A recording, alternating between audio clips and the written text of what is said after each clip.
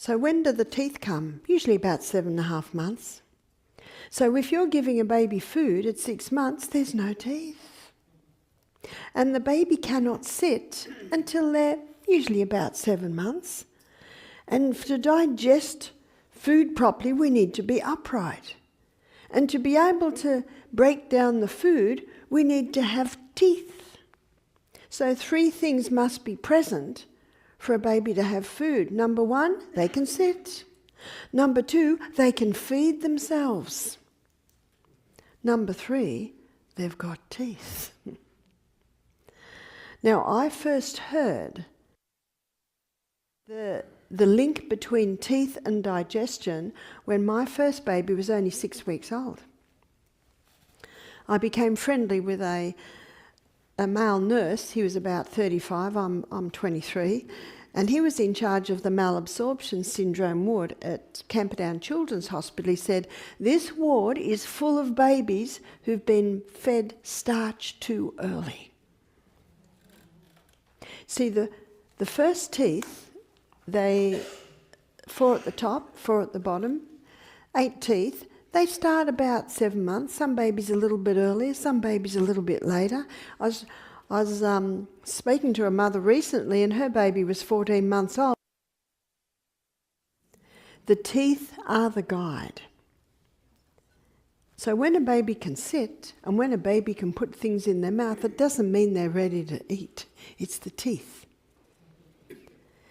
So the next teeth that come are the molars. And when the molars come, they're the grinders. And what do we grind? Grain. And when the grinders are through, then the enzyme called ptyalin. Ptyalin is the salivary amylase. And ptyalin is the enzyme as a salivary amylase that breaks down starch. So levels of ptyalin in the mouth are minimal until the molars are through. And what are mothers told at 6 months of age? They're told to give their babies rice cereal. What's rice cereal? Pure starch. But the baby has no ability to break that starch down. And the mothers are told, if you start giving your baby rice cereal of an evening from 6 months, the baby will sleep through the night. You've heard that? The poor baby's knocked out. There's this big lump in their stomach that they can't digest. And what starts to happen too is allergies can arise. And the 2 most common allergies would be eczema, asthma, bronchial problems. When a baby can sit, when a baby can put things in their mouth, maybe they've just got a few teeth, that's taste time. You give them a piece of cucumber, or you give them a piece of celery, or a piece of apple. And you're sitting at the meal table and you give them the piece of cucumber.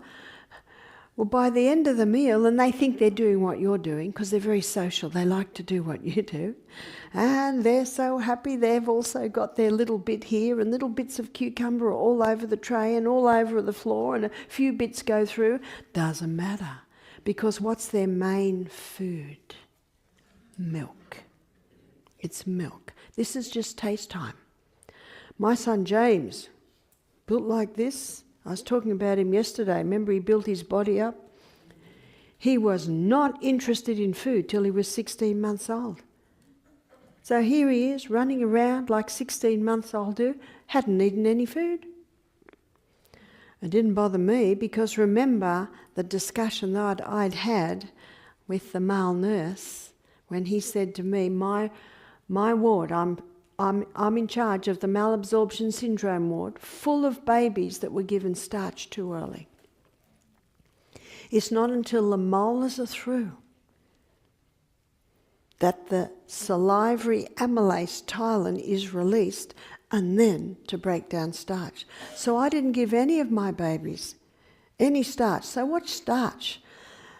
That's bread, biscuits, cookies, cereals, pastas. They shouldn't have any until the molars are through.